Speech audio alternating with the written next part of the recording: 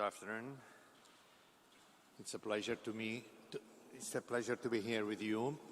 I'm the Major Consul of the Consulate of the Sea, and it's a pleasure to welcome you to my house, because this is the building that was built up many years ago, many centuries ago, by the Consulate de Mar, the Consulate of the Sea.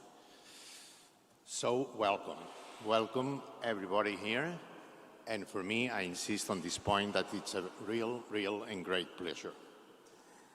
I seem to have an impossible task today, talking to you over the next 10 minutes about 750 years of history of the Consulate of the Sea. Don't worry, I will not go at the speed that it would be necessary for doing so. Frankly speaking, I don't think I'm capable. What I can tell you in roughly 10 minutes is how an institution that's more than 7.5 centuries old is firmly committed to the digital era, and how it aims to be a pioneer in the use of new technologies, artificial intelligence, and the metaverse in the field of alternative dispute resolution systems.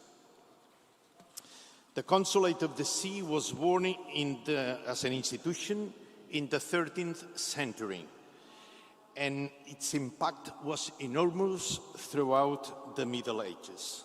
The Consulate of the Sea is internationally recognized as the cradle of the maritime law. It drew up the first international trade code, the Book of the Consulate of the Sea, which was in force in the world for centuries.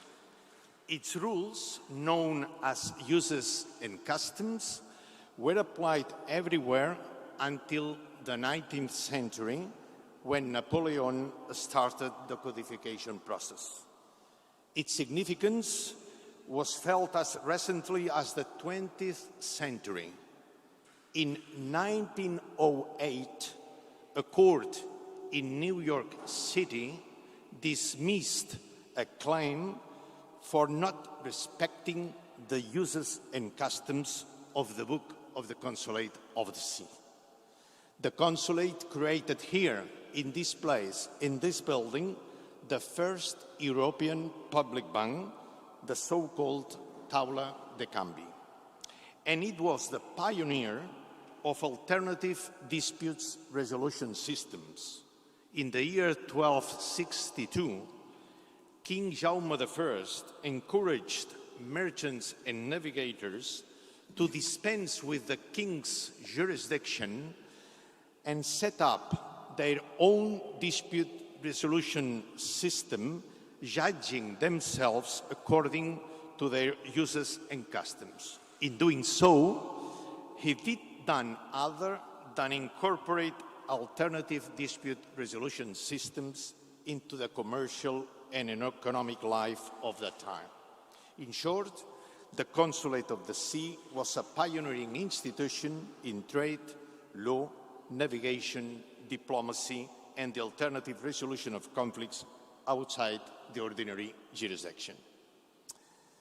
I'm absolutely convinced that if you had lived in the Middle Ages, all of you, precisely because your innovative nature, your concern for law, for technology, and to advance our society towards better horizons, all of you would have been members of the Consulate of the Sea.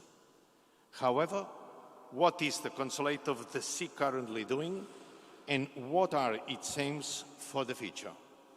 We are focused on arbitration and mediation, and we are also developing different international projects, one linked to university, another with the mediation centers and arbitration courts of the Mediterranean region, another with international shipping agents as an example, all of them based on the authority that history has granted to the Consulate. But all of them, too, are closely linked to new technologies.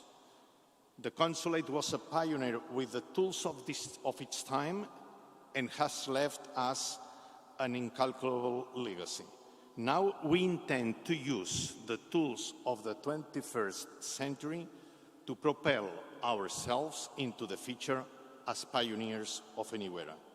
Today and now, we need new technologies, artificial intelligence and the metaverse, essential tools to guarantee the future efficiency of alternative conflict resolution systems.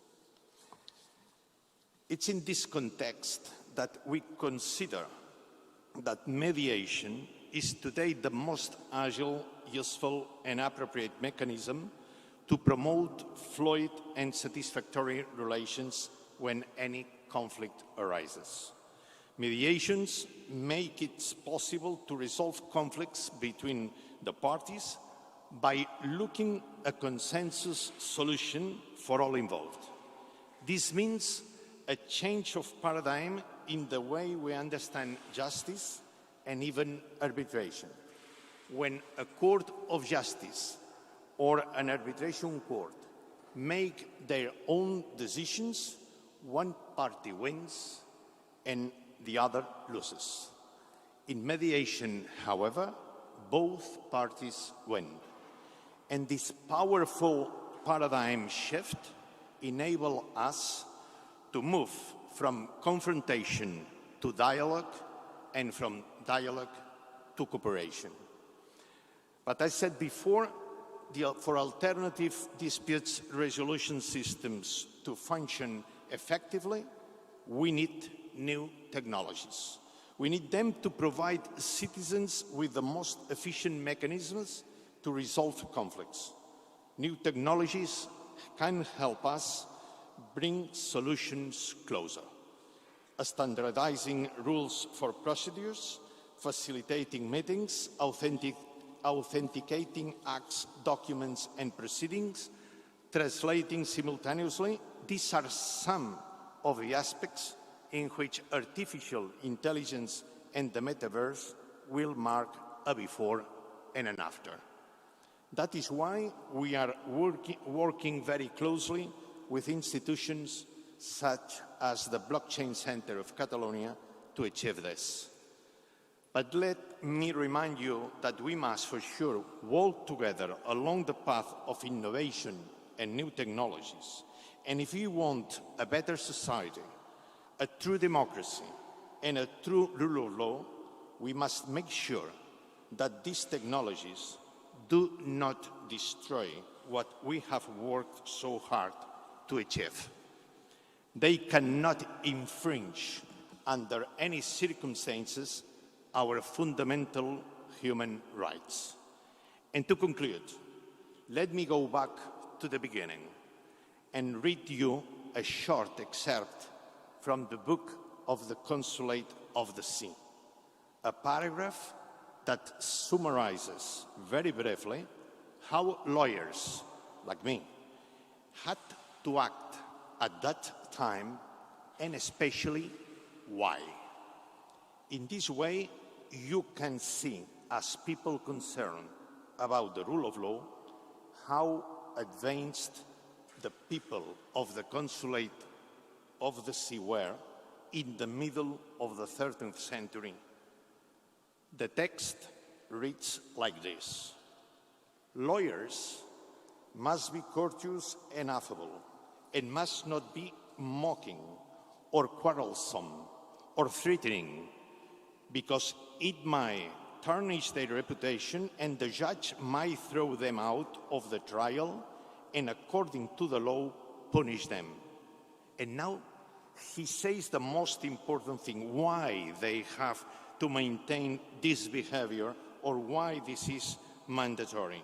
And it states, for the fact that in a trial, everyone must be assured, and their rights taken care of and not threatened or ridiculed or be the object of ridicule, since because of such things, many people lose their right and become confused, or out of fear do not ask for what they have right, which is against God and against men.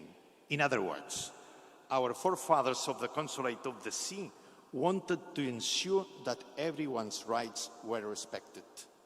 Today, fundamental rights are not properly respected in many parts of the world, even at home. In the digital age, we must ensure that citizens can maintain and defend their rights everywhere and at the same time resolve their conflicts with the agility, transparency, and efficiency that today's world demands. And the new technologies must not only help us achieve this, but must prevent their misuse from damaging the rights achieved.